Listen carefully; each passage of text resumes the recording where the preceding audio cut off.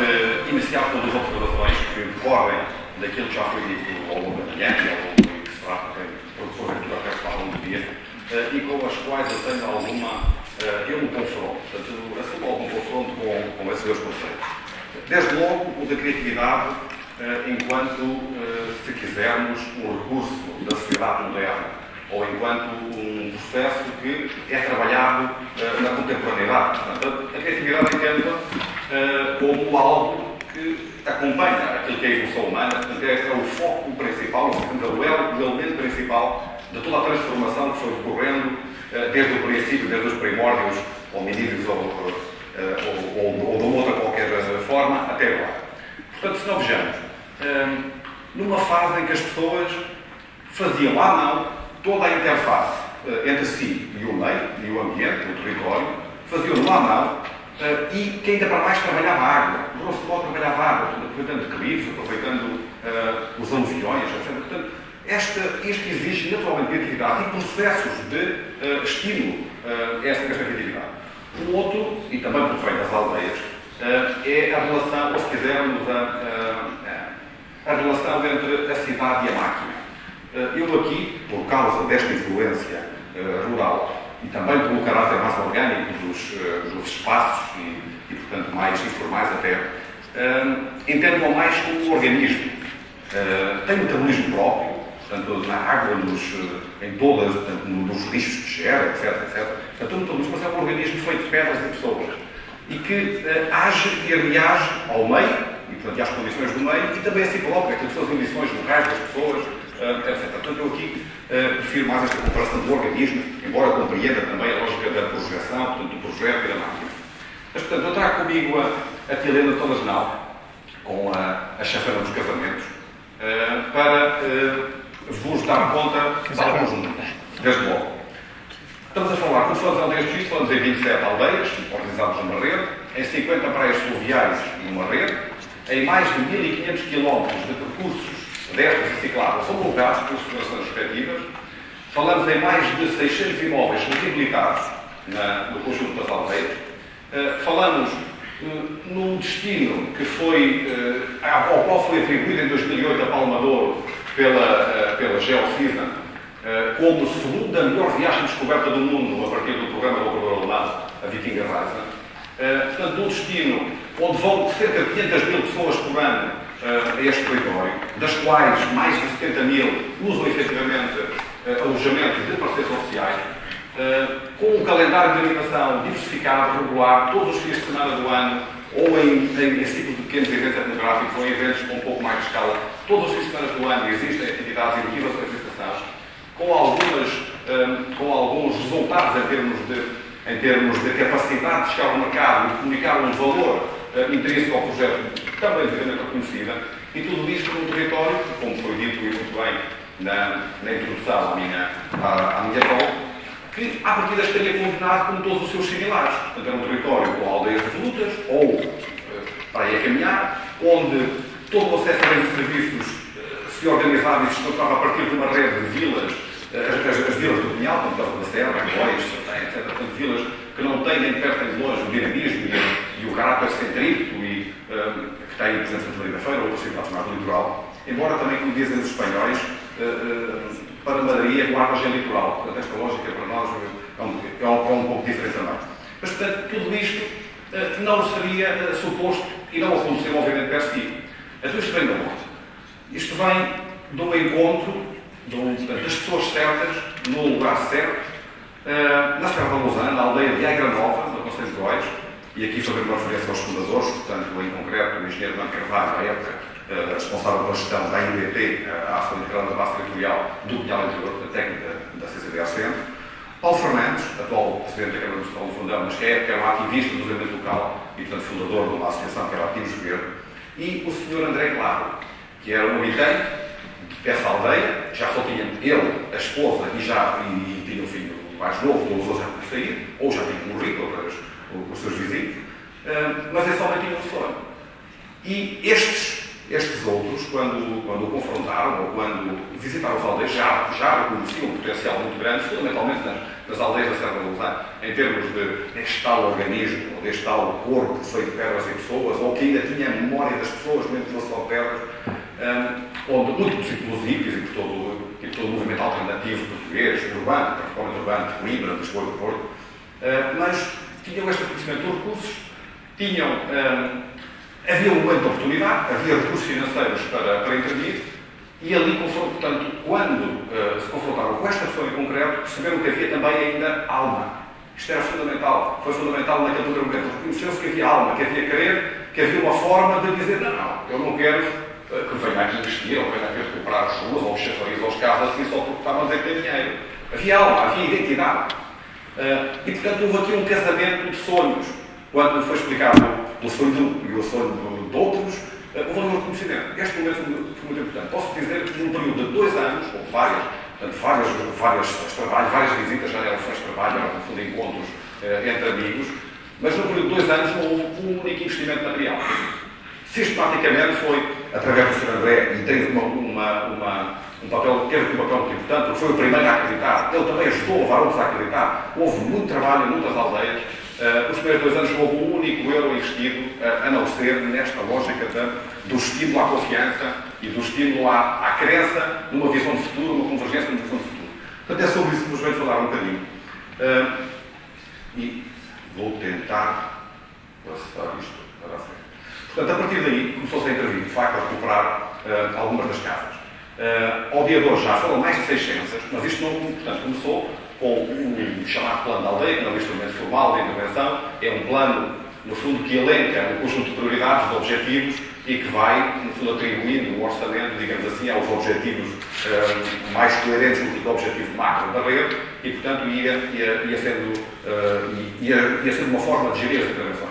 Mas estamos a constituir uma equipa multidisciplinar, constituída por arquitetos, por engenheiros, por cidadãos locais, por técnicos dos municípios, por técnicos da CCDR Centro, por artesãos.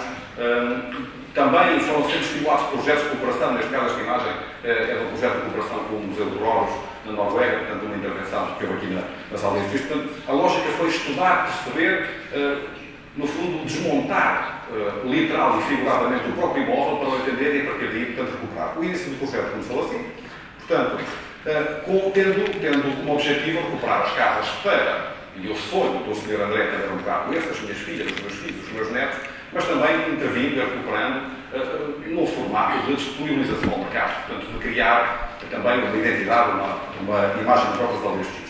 Ora, com o decurso do tempo, até 2006, 2007, as pessoas foram ganhando confiança, portanto, estou a falar, em algumas aldeias foi mais fácil, noutras têm dimensões, têm uma dimensão política maior e, portanto, é mais difícil chegar ao líder que consegue eliminar os outros.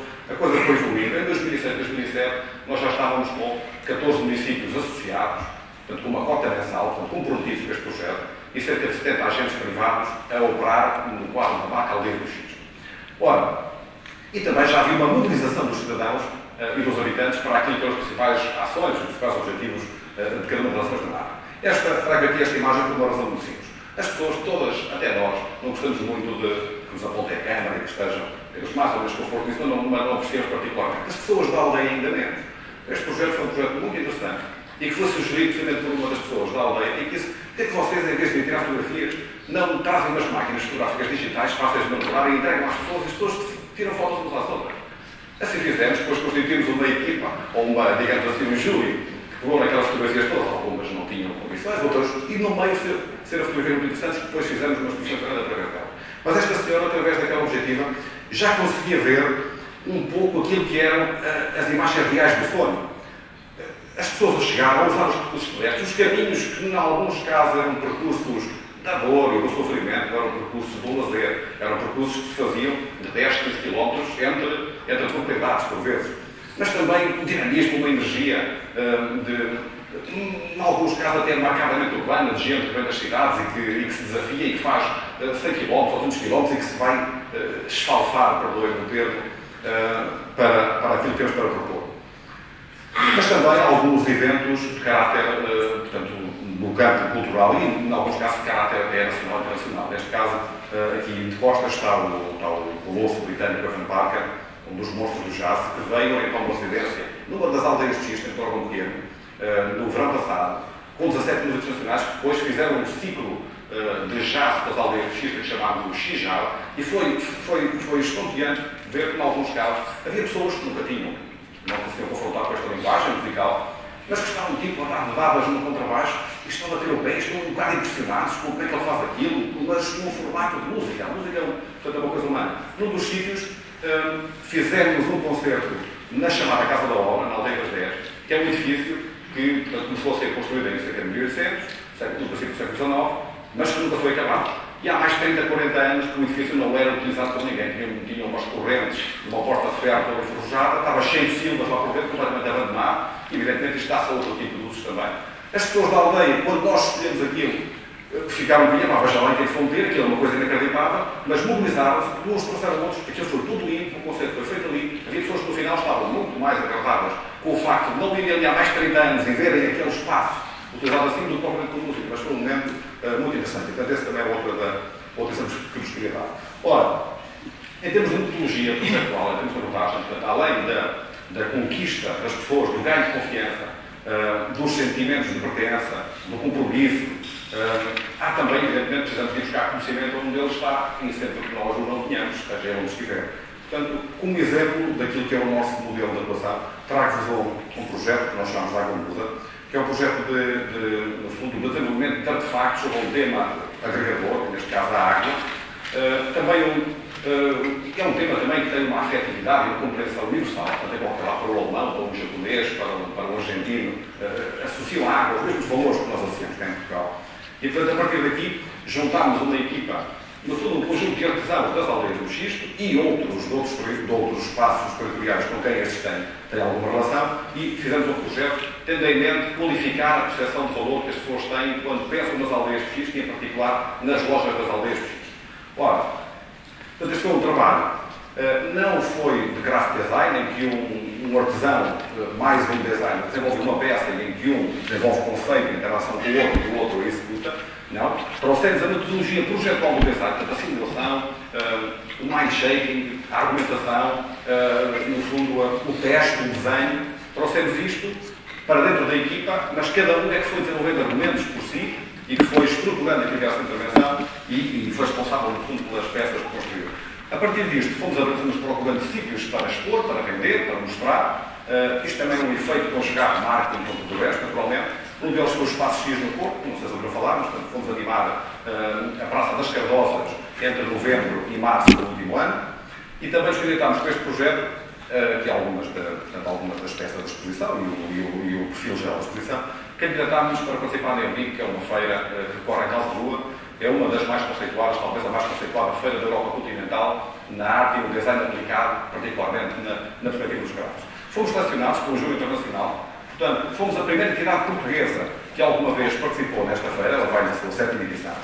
É uma feira com um perfil muito à frente, até é bom ir, nem que seja para ler tendências, para perceber como é que nos está a trabalhar. E nós, com a nossa identidade, marcámos alguma diferenciação. Portanto, fizemos notar, porque nos surpreendemos, não estavam à espera de encontrar o que ele encontrava. Entre outros, nós ligamos à Terra.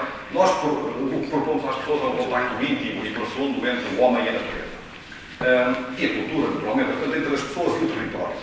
Ora, nada nos liga mais à terra do que a barriga. Portanto, cerejas e vinho de Porto e algumas outras coisas para provar. Com as pessoas no outro registro, isto foi um momento muito interessante. Ora, em jeito de síntese, vou deixar-vos aproveitar os últimos 4 minutos e meio, 5 minutos que eu o filme, para vos deixar com um pequeno filme que registra o processo Água Musa e de tal forma reflete um bocadinho a metodologia projetual que eu vos queria dar aqui também testemunho e partilhar convosco.